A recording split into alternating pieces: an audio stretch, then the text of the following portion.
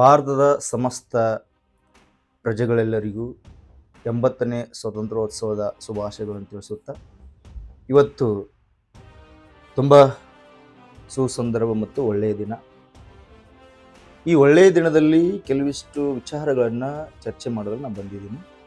ಯಾವುದಪ್ಪ ಅಂತಂದರೆ, ನಮ್ಮ ಭಾರತ ದೇಶಕ್ಕೆ 1947 ಆಗಸ್ಟ್ 15ರಂದು ಸ್ವಾತಂತ್ರ್ಯ ಸಿಕ್ಕಿದ್ದು ಯಾವ ಪ್ರಕಾರದ ಸ್ವತಂತ್ರಪ್ಪ ಅಂದರೆ ಅದು ರಾಜಕೀಯ ಸ್ವತಂತ್ರ. ಸೂರ್ಯ ಮುಳುಗದ ಸಾಮ್ರಾಜ್ಯ ಆದಂಥ ಬ್ರಿಟಿಷ್ ಬಂಡವಾಳಶಾಹಿ ಸಾಮ್ರಾಜ್ಯ ಶುಕ್ರವಾರ ದಿನದಂದು ನಮಗೆ ರಾಜಕೀಯ ಅಧಿಕಾರವನ್ನ ಹಸ್ತಾಂತರ ಮಾಡ್ತಾರೆ. ಹಾಗಾಗಿ ನಮ್ಮ ಭಾರತ ದೇಶಕ್ಕೆ ಸಿಕ್ಕಿದ್ದು ರಾಜಕೀಯ ಸ್ವತಂತ್ರ. ಹಾಗಾದ್ರೆ ನಮ್ಮ ದೇಶಕ್ಕೆ ಇನ್ನು ಯಾವ ಸ್ವತಂತ್ರದ ಅವಶ್ಯಕತೆ ಇದೆಯಪ್ಪ ಅಂದ್ರೆ ಸಾಮಾಜಿಕ ಸ್ವತಂತ್ರ ಅವಶ್ಯಕತೆ ಇದೆ, ಆರ್ಥಿಕ ಸ್ವತಂತ್ರದ ಅವಶ್ಯಕತೆ ಇದೆ. ಯಾವಾಗ ಭಾರತ ದೇಶದಲ್ಲಿ ರಾಜಕೀಯ ಸ್ವತಂತ್ರ ಜೊತೆಗೇನೆ ಸಾಮಾಜಿಕ ಸ್ವತಂತ್ರ, ಆರ್ಥಿಕ ಸ್ವತಂತ್ರ ಸಾಧ್ಯವಾದಾಗ ಮಾತ್ರ ಭಾರತದಲ್ಲಿ ಸಂಪೂರ್ಣ ಸ್ವತಂತ್ರ ಸಾಧ್ಯವಾಗ್ತದೆ. ಇದನ್ನು ನಾನು ಹೇಳ್ತಾ ಇಲ್ಲ, ಡಾಕ್ಟರ್ ಬಿ ಆರ್ ಅಂಬೇಡ್ಕರ್ ಅವರು ಕೂಡ ಇದನ್ನೇ ಹೇಳಿದ್ದಾರೆ, ಮತ್ತು ಮಹಾತ್ಮ ಗಾಂಧೀಜಿಯವರು ಕೂಡ ಇದನ್ನು ಹೇಳಿದ್ದಾರೆ. ಬಟ್ ನಮ್ಮ ದೇಶದಲ್ಲಿ ರಾಜಕೀಯ ಸಮಾನತೆ ಇದೆ, ಇನ್ನು ಸಾಮಾಜಿಕ ಮತ್ತು ಆರ್ಥಿಕ ಸಮಾನತೆ ಇಲ್ಲ ಅಂತಂದು ಮಹಾತ್ಮ ಗಾಂಧೀಜಿಯವರು ಹೇಳಿದ್ದಾರೆ. ಹಾಗಾಗಿ ಇಲ್ಲಿ ಅರ್ಥ ಮಾಡ್ಕೊಳ್ರಿ, ಯಾಕೆ ಈ ಮಾತು ಹೇಳ್ತಾ ಇದ್ದೀನಪ್ಪ ಅಂತಂದ್ರೆ, ಈ ತಿಂಗಳಲ್ಲಿನೇ ಆಗಸ್ಟ್ 2, 2026ರಂದು ದಾವಣಗೆರೆಯಲ್ಲಿ ಒಂದು ಇನ್ಸಿಡೆಂಟ್ ನಡೀತದ. ದಲಿತ ವರ್ಗದವರು ದೇವಾಲಯವನ್ನು ಪ್ರವೇಶ ಮಾಡಿದ್ರ ಆ ಭಾಗದಲ್ಲಿನ ಉನ್ನತ ಜಾತಿಯವರು ಅವ್ರನ್ನ ಧರ್ಮದ ಏಟನ್ನ ಕೊಡ್ತಾರೆ. ಅದರ ಅರ್ಥ ಇನ್ನೂ ಕೂಡ there is no social equality. ಇನ್ನೂ ಭಾರತ ದೇಶದಲ್ಲಿ ಸಾಮಾಜಿಕ ಸಮಾನತೆ ಇಲ್ಲ. ಜೊತೆಗೆ ಇನ್ನೊಂದು ಘಟನೆ ನೋಡಿದೆ ನಾನು, ಗುಜರಾತ್ ಹೈಕೋರ್ಟ್ ತೀರ್ಪು ಕೊಟ್ಟು ಏನಪ್ಪಾ ಅಂತಂದ್ರೆ news paper, Prajavani news paper ಅಲ್ಲಿ ಬಂದಿತ್ತದು. 2 ವರ್ಷದ ಮಗು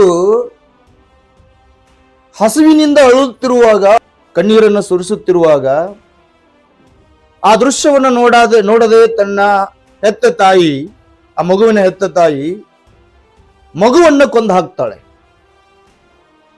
ನೋಡಿ, ಆ ಹಸುವಿನ ಹಿನ್ನೆಲೆಯಲ್ಲಿ ಮಗುವನ್ನು ಕೊಂದು ಹಾಕಕತ್ತಾಳೆ ಅಂದ್ರೆ ತಾಯಿ ಅದು ಕೋರ್ಟಿಗೆ ಹೋಗಿರ್ತದ. ಕೋರ್ಟಿಗೆ ಹೋದಂತ ಸಂದರ್ಭದಲ್ಲಿ ಆ ತಾಯಿಗೆ ಜಾಮೀನನ್ನ ಕೊಡ್ತದ ಗುಜರಾತ್ ಹೈಕೋರ್ಟ್. ಇದು ಆ ತಾಯಿಯ ತಪ್ಪಲ್ಲ. ಆ ರಾಜ್ಯದ ಆಡಳಿತ ವ್ಯವಸ್ಥೆಯಲ್ಲಿ ಈ ಬಡತನ ನಿವಾರಣೆ ಮಾಡಲಿಕ್ಕೆ, ಹಸಿವನ್ನು ನಿವಾರಣೆ ಮಾಡಲಿಕ್ಕೆ, ಆರ್ಥಿಕ ಅಸಮಾನತೆಯನ್ನು ನಿವಾರಣೆ ಮಾಡಲಿಕ್ಕೆ ಆ ಆಡಳಿತ ವ್ಯವಸ್ಥೆ ಸೋತಿದೆ ಅನ್ನೋದನ್ನ ಹೇಳ್ತದೆ ಗುಜರಾತ್ ಹೈಕೋರ್ಟ್. ಅಂದ್ರೆ ಅರ್ಥ ಇಲ್ಲಿ ಅರ್ಥ ಮಾಡ್ಕೊಳ್ರಿ, ಇನ್ನು ಆರ್ಥಿಕ ಸ್ವತಂತ್ರ ಆಗಿಲ್ಲ, ಇನ್ನು ಸಾಮಾಜಿಕ ಸ್ವತಂತ್ರ ಆಗಿಲ್ಲ ಅಂತ ಅರ್ಥ. ಯಾವಾಗ ನಮ್ಮ ಭಾರತ ದೇಶದಲ್ಲಿ ಜಾತೀಯತೆ ನಿವಾರಣೆ ಆಗ್ತದ, ಅಸ್ಪೃಶ್ಯತೆ ನಿವಾರಣೆ ಆಗ್ತದ, ಯಾವಾಗ ನಮ್ಮ ಭಾರತ ದೇಶದಲ್ಲಿ ಎಕಾನಮಿ ಡಿಸೆಂಟ್ರಲೈಸೇಷನ್ ಆಗ್ತದ, ಆರ್ಥಿಕ ವಿಕೇಂದ್ರೀಕರಣ ಆಗ್ತದ, ಮತ್ತು ದೇಶದ ಸಂಪತ್ತು ಎಲ್ಲರ ಕೈಯಲ್ಲಿ ಕೂಡ ಸಮಾನದ ರೀತಿಯಲ್ಲಿ ಹಂಚಿಕೆ ಆಗ್ತದಲ್ಲ, ದೇಶದಲ್ಲಿ ಸ್ವತಂತ್ರ ಸಾಧ್ಯವಾಗ್ತದೆ. ಅಲ್ಲಿವರೆಗೂ ಭಾರತ ದೇಶದಲ್ಲಿ ಸಮಗ್ರ ಸ್ವತಂತ್ರ ಸಾಧ್ಯವಿಲ್ಲ.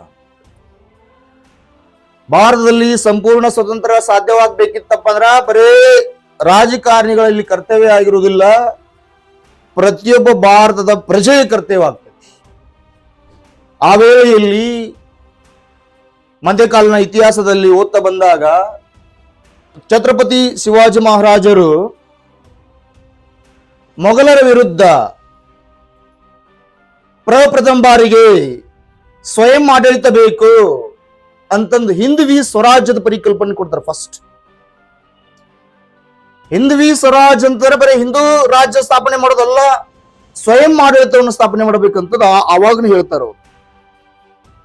ತದನಂತರದಲ್ಲಿ 18ನೇ ಶತಮಾನದಲ್ಲಿ ಸಾಮಾಜಿಕ ಧಾರ್ಮಿಕ ಸುಧಾರಣಾ ಚಳವಳಿಯ ಸಂದರ್ಭದಲ್ಲಿ ದಯಾನಂದ ಸರಸ್ವತಿಯವರು ಕೂಡ ಸ್ವದೇಶಿ, ಸ್ವರಾಜ್ಯ, ಸ್ವ ಸಂಸ್ಕೃತಿ ಬಗ್ಗೆ ಹೇಳ್ತಾರೆ. ಅಲ್ಲಿ ಕೂಡ ಸ್ವ ಆಡಳಿತ ಬೇಕಂತಂದು ಕೂಡ ದಯಾನಂದ ಸರಸ್ವತಿ ಅವರು ಕೂಡ ಹೇಳ್ತಾರೆ. ತದನಂತರದಲ್ಲಿ ಈ ಸ್ವತಂತ್ರ ಹೋರಾಟದ ಸಂದರ್ಭದಲ್ಲಿ ಮುಖ್ಯವಾಗಿ ನೆನಪಿಸಿಕೊಳ್ಳುವುದು ಯಾವುದಪ್ಪ ಅಂತಾರ ಚಂದ್ರಶೇಖರ್ ಆಜಾದ್. ಚಂದ್ರಶೇಖರ್ ಆಜಾದ್ ಅವರು ಸಂಪೂರ್ಣ ಸ್ವಾತಂತ್ರ್ಯದ ಬಗ್ಗೆ ಪರಿಕಲ್ಪನೆ ಕೊಡ್ತಾರ. ನಾನು ಆಜಾದ್ ಆಗಿನೇ ಹುಡ್ತೀನಿ, ಮುಂದೆ ಕೊನೆಯದಾಗಿ ಆಜಾದ್ ಆಗಿನೇ ಸಾಯ್ತೀನಿ ಅಂತ ಹೇಳ್ತಾರ.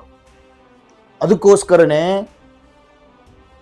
ಕೆಲವು ಅಂತಿಮ ಘಟನೆಯ ಸಂದರ್ಭದಲ್ಲಿ ಬ್ರಿಟಿಷರು ಅಟ್ಯಾಕ್ ಮಾಡಿದಾಗ ಬ್ರಿಟಿಷರನ್ನು ಕೂಡ ಹೊಡಿತಾರ, ಬ್ರಿಟಿಷರನ್ನ ಒಂದು ರಿವಾಲ್ವರ್ದಿಂದ ಅವರನ್ನು ಕೂಡ ಎದುರಿಸ್ತಾರ. ಮತ್ತೆ ತನ್ನ ಜೊತೆ ಸ್ನೇಹಿತನು ಕೂಡ ಇರ್ತಾರೆ, ಸುಖದೇವ್ ಅಂತಂದ. ಸುಖದೇವ ಇಲ್ಲಿಂದ ತಪ್ಪಿಸ್ಕೊಂಡು ಹೋಗಂತಂದ ಅವನ ಹೇಳಿಕೆ ರೂಪದಲ್ಲಿ ಕೊಟ್ಟು ಅವನ್ನ ತಪ್ಪಿಸ್ಕೊಳ್ಳುವ ರೀತಿಯಲ್ಲಿ ಪ್ರಯತ್ನ ಮಾಡ್ತಾನ ಚಂದ್ರಶೇಖರ್ ಆಜಾದ್. ಕೊನೆಗೆ ಒಬ್ಬಂಟಿಯಾಗಿನೇ ಬ್ರಿಟಿಷರನ್ನ ಎದುರಿಸ್ತಾ ಬರ್ತಾನ. ಎದುರಿಸ್ತಾ ಬಂದಂತ ಸಂದರ್ಭದಲ್ಲಿ ಅವನ ರಿವಾಲ್ವರ್ನಲ್ಲಿ ಒಂದು ಮಾತ್ರ ಗುಂಡನ್ನು ಉಳಿಸ್ಕೊಳ್ತಾನೆ. ಆ ಕೊನೆಯ ಸಂದರ್ಭದಲ್ಲಿ ಭಾರತ ತಾಯಿ ನೆನಪಿಸ್ತಾ ಆ ರಿವಾಲ್ವರ್ನಿಂದ ಕೊನೆಯಲ್ಲಿ ಉಳಿದಂತ ಗುಂಡಿನಿಂದ ತನ್ನ ಜೀವವನ್ನ ಭಾರತಾಂಬೆಗೆ ಅರ್ಪಿತ ಮಾಡ್ತಾರೆ. ಅಲ್ಲಿ ಗೊತ್ತಾಗ್ತದ ಆಜಾದ್ ಅವರು ಆಜಾದಾಗಿನೇ ಹುಡ್ತಾರ, ಆಜಾದಾಗಿನೇ ಸಾಯ್ತಾರ ಅಂತ. ಹಾಗಾಗಿ ಮುಂದೆ ನಾವು ಸ್ವತಂತ್ರ ಹೋರಾಟದಲ್ಲಿ ದಾದಾಬಾಯಿ ನವರೋಜಿ ಅವರು ಕೂಡ ಸ್ವರಾಜ್ಯದ ಪರಿಕಲ್ಪನೆಯನ್ನು ಕೊಡ್ತಾರೆ. ಬಾಲ್ ಗಂಗಾಧರ್ ತಿಲಕರ್ ಅವರು ಹೇಳ್ತಾರೆ, ಸ್ವರಾಜ್ಯವೇ ನನ್ನ ಜನ್ಮ ಸಿದ್ಧ ಹಕ್ಕು, ನಾನು ಅದನ್ನು ಪಡೆದೇ ತೀರುತ್ತೇನೆ ಅಂತ ಹೇಳ್ತಾರೆ. ಸುಭಾಷ್ ಚಂದ್ರ ಬೋಸ್ ಅವರು ಅದನ್ನೇ ಹೇಳ್ತಾರೆ, ಸ್ವತಂತ್ರ ಎಂಬುದು ಬೇಡಿದ್ರೆ ಸಿಗುದಿಲ್ಲ. ಅದಕ್ಕೋಸ್ಕರ ಅವ್ರು ಏನ್ ಹೇಳ್ತಾರಪ್ಪ ಅಂದ್ರೆ, ನೀವು ನನಗೆ ರಕ್ತ ಕೊಡಿ, ನಾನು ನಿಮಗೆ ಸ್ವತಂತ್ರ ಕೊಡ್ತೀನಿ ಅಂತ ಹೇಳ್ತಾರೆ ಸುಭಾಷ್ ಚಂದ್ರ ಬೋಸ್. ತದನಂತರದಲ್ಲಿ ಗಾಂಧೀಜಿಯವರ ಸ್ವರಾಜ್ಯದ ಪರಿಕಲ್ಪನೆಯನ್ನು ಕೊಡ್ತಾರ. ಸ್ವತಂತ್ರದ ಬಗ್ಗೆ ವಿಸ್ತೃತವಾಗಿ ತಿಳ್ಕೊಂಡು ಎಲ್ಲಾ ಜನವರ್ಗವನ್ನ ಕ್ರೋಢೀಕರಣ ಮಾಡಿ ತನ್ನದೇ ಆದ ಹೆಸರಿನ ಹಿನ್ನೆಲೆಯಲ್ಲಿ ಗಾಂಧಿಯವರು ಕ್ರಿಯೇಟ್ ಮಾಡಿಕೊಂಡು ಅಹಿಂಸೆ ಎಂಬ ಅಸ್ತ್ರದಿಂದ ಕೊನೆಗೆ ನಮಗ ರಾಜಕೀಯ ಸ್ವತಂತ್ರ ಬರಲಿಕ್ಕೆ ಕಾರಣ ಆಗ್ತೈತಿ. ಅಲ್ಲಿ ಗಾಂಧೀಜಿ ಅಷ್ಟೇ ಪಾತ್ರ ಇರುವುದಿಲ್ಲ, ಅಲ್ಲಿ ನಮ್ಮ ದೇಶದಲ್ಲಿರುವಂತ ಸಾಮಾನ್ಯ ಶ್ರೀಸಾಮಾನ್ಯ ಮಹಿಳೆಯರು, ಯುವಕರು, ರೈತರು, ಎಲ್ಲಾ ವರ್ಗದವರು ಕೂಡ ಸ್ವತಂತ್ರ ಹೋರಾಟದಲ್ಲಿ ಭಾಗವಹಿಸ್ತಾರೆ. ಹಾಗಾಗಿ ಇವತ್ತು ನಾವು ಭಾರತದ ಸ್ವತಂತ್ರದ ತ್ರಿವರ್ಣ ಧ್ವಜಕ್ಕೆ ಜೀವ ಕೊಟ್ಟು ಜೀವ ತುಂಬಿದವರು ಯಾರಪ್ಪ ಅಂದ್ರೆ ನಮ್ಮ ಸ್ವತಂತ್ರ ಹೋರಾಟಗಾರರನ್ನು. ಅಂತ ಸ್ವತಂತ್ರ ಹೋರಾಟಗಾರರಿಗೆ ನಾನು ಆತ್ಮಪೂರ್ವಕವಾಗಿ ನಮನಗಳನ್ನು ಸಲ್ಲಿಸ್ತೇನೆ. ಜೊತೆಗೇ ನಮ್ಮ ಭಾರತ ದೇಶದ ತ್ರಿವರ್ಣ ಧ್ವಜವು ಹಾರಾಡ್ತಾ ಇರುವುದು ಗಾಳಿಯಿಂದಲ್ಲ, ಅದು ಹಾರಾಡ್ತಾ ಇರುವುದು ನಮ್ಮ ದೇಶದ ಗಡಿಯನ್ನು ಕಾಯುತ್ತಿರುವ ಸೈನಿಕರ ಉಸಿರದಿಂದ ಅನ್ನುವಂಥದ್ದು. ಅಂತ ಸೈನಿಕರಿಗೂ ಕೂಡ ತಲೆವಾಗಿ ನಮಸ್ಕಾರ ತಿಳಿಸುತ್ತಾ ಮತ್ತೊಮ್ಮೆ ನಾಡಿನ ಸಮಸ್ತ ಜನರೆಲ್ಲರಿಗೂ ಕೂಡ 80ನೇ ಸ್ವತಂತ್ರೋತ್ಸವ ಶುಭಾಶಯಗಳನ್ನು ತಿಳಿಸುತ್ತಾ ನನ್ನ 2 ಮಾತುಗಳು ಮುಗಿಸ್ತಾ ಇದ್ದೇನೆ. ಧನ್ಯವಾದಗಳು.